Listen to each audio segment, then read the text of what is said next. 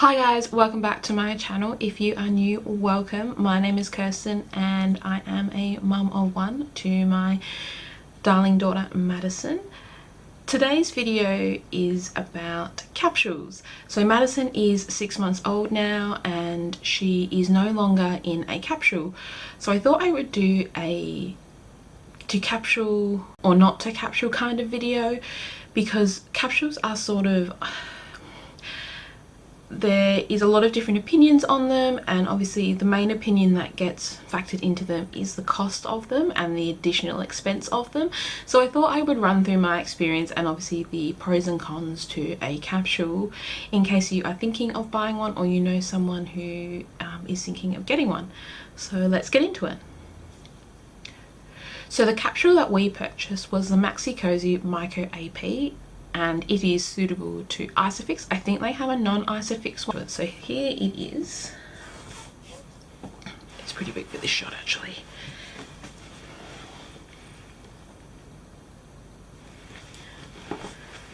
So if you don't know what a capsule does, essentially it is a baby carrier thing like what I just shown you, and it has the ability to click into your car and into your pram. So my mum had one with my younger sister, and that's how I got the exposure to one, and that's how I decided that I wanted one, because I thought they were so handy. So they are really handy because when you have a newborn, they sleep a lot, and having to wake them up to pull them in and out of a car seat is it's a real pain. In my opinion, it's a real pain. Some people will do it and that's fine, but I really liked not having to wake Maddison when she was sleeping. So this is what worked really well. It has a handle here and it literally just clicks into a base that you attach in your car. So it was really handy because we could just click her out of the car and put her onto the pram. And when we were going places, like we went to a engagement party when she was 8 days old, I could literally click her out of the car, left her in the capsule, and she pretty much slept for the entire time that we were there. And then I could just pick up the carrier or the capsule and put her back in the car. It's really good when you need to just pop in to get like milk or bread and you're obviously on your own and you can't obviously leave your child in the car, so you can just click it out and pop it on the pram. Or, not that it's recommended, you could just click it out and carry it and pop it in a trolley when you get inside, but physios everywhere will recommend that if there is no safe way to carry a capsule, especially once you add the baby weight. Sorry, once you add the weight of your baby. It's just not good for your back, it's not good for your shoulders, not good for your arms. So the main reason we got a capsule was convenience. I thought they were really easy, it was really handy, and we still have ours and I would use it for our next child, definitely, absolutely, 100%. The other thing was, especially when you're a new parent, obviously learning to put your child in a car seat is a bit difficult, especially when they're really small.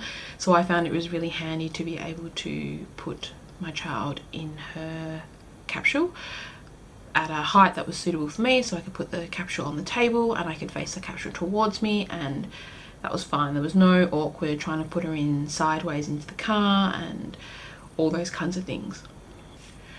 So I've told you about the amazing things about a capsule and how I absolutely love a capsule, but I will just cover some of the cons and some of the reasons why people sort of steer away from capsules. So the first one is cost.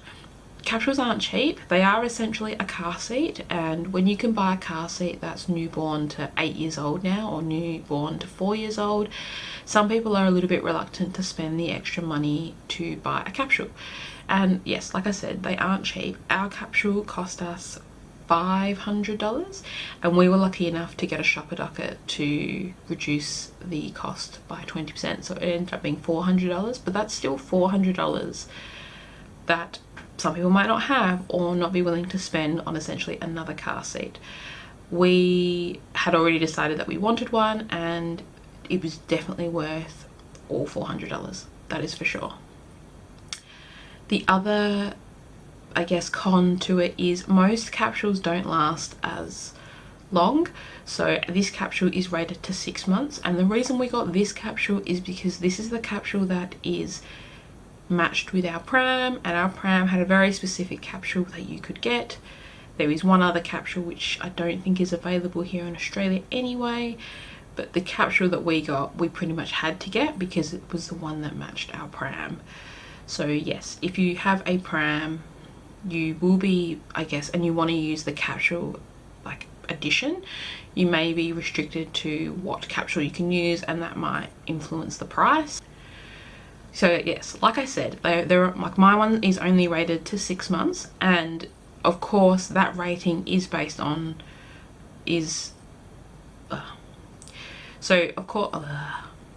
so my capsule is only rated to 6 months. However, they do have shoulder lines in them, just like they would in a normal car seat. So obviously if you had a really long child, especially a child that had a really long torso, they could go above the shoulder line before 6 months. Maddison was out of her capsule before 6 months. That was a mixture of personal preference and her size. She didn't outgrow it, but she was looking a little bit uncomfortable, and because we were going on holiday, Maddison was going to have to come back to quite a few different changes, including potentially changing to her cot and solid food, and we sort of thought that adding the change to a car seat, to her main car seat, was a bit too much. So we did transition her to her main car seat before we went away, just to soften the blow, and she definitely was much more comfortable because it just was a bit bigger for her. The other con, I guess, that no one sort of talks about when it comes to getting a capsule is if you're planning to use it with a pram, you'll need to buy adapters, and we were caught out. I didn't realize we had to buy adapters. So we had the capsule and the base, and it was all in the car, and we practiced putting it in and out of the car. So when I left hospital, we had planned to go to the shops to do some food shopping, because obviously I'd been in hospital for nearly 6 days and our house was bare. So we had planned to just put the capsule on the pram, but we didn't realize that we needed adapters. So that was a bit of a, I guess, an oversight. So these are the adapters that we have, and obviously for every pram that you have, they're different. So these are the adapters we had. These set us back about $70, 70 Australian dollars, and it took us about a week to get them because I didn't actually get them before Maddison was born. So just for reference, the pram that I use is the Eye Candy Peach. And yes, so they were the adapters that I needed for my pram. From the cost perspective, at full price, you're looking at spending about $570 for the convenience of having a capsule. And for my husband and I, that was money well spent, because we pretty much were out nearly every day when Maddison was a newborn, just because my husband was home and it's good to get out and not be housebound. And then as time went on, it was much easier to use the capsule, and yeah, we definitely got use out of ours, and we would obviously carry over that cost because we would obviously use the adapters and the capsule for any potential future children that we may have. So the other, I guess, con that no one talks about with a capsule is when you transition your child from the capsule to a car seat. So we had the intention of doing a staggered transition. So we actually had the capsule base still in the car, and we put her car seat in the permanent seat where it would be staying. However, we found that it was just too difficult to try and do half in the car seat, half in the capsule. So she ended up just going straight into the car seat, pretty much almost cold turkey, and it was all right. It was probably more of an adjustment for me, just because having to fit her into the car seat from a side angle, which I wasn't used to, and obviously getting it in and out every time. But you adjust pretty quickly and it's fine. It's just, obviously I'm now just a little bit more mindful about when I am going out, if I'm going to have to get a sleeping child out of the car and transition it to a pram or transition it to a bed. I'm just a little bit more mindful about that now, whereas when I had the capsule, if she fell asleep, it was fine. But that's probably the only thing, and it's not too bad. Maddison is quite a good sleeper, so I have been successful in transitioning her from the car seat to her bed when we get home. And obviously the same as if she's fallen asleep in the 10-minute drive from my house to the shops, I can get her out and put her in the pram, and she might stir a little bit, but she'll tend to fall back asleep anyway. And cars put kids to sleep anyway, so it's unavoidable, unfortunately. But that's probably the only like slight con, is obviously just having to adapt. Our child adapted fine. I fully expected her to, I guess, have a bit of an issue with it, but she was fine. So that's my info and my opinion on to capsule or not to capsule. And I guess my final verdict is I would definitely highly recommend a capsule. I think they are great, and I'm glad that we decided to spend the extra money to have one. Of course, if you don't have the extra money, that's fine, and if a capsule's not for you and doesn't fit with your lifestyle, then that's fine also. I guess I had just encountered quite a few mums since having Maddison who I guess weren't sure about the pros and cons to having a capsule. But yeah, I would get another one in a heartbeat. They are just, I thought they were a lifesaver when Maddison was a newborn. And my husband and I have actually talked about, wouldn't it be great if they did one that I guess just lasted that little bit longer. There are ones you can get that last till 1 year old.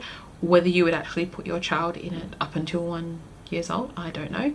And obviously we could never get that one because it doesn't go with our pram. But I'd be interested to know if a parent would actually put their child in a capsule for a full year.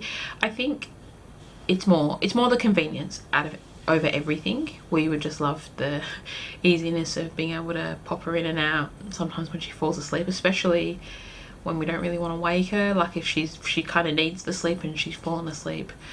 But you do what you have to do, and most of the time she'll go back to sleep. Thanks for watching this video. If you liked it, please give it a thumbs up.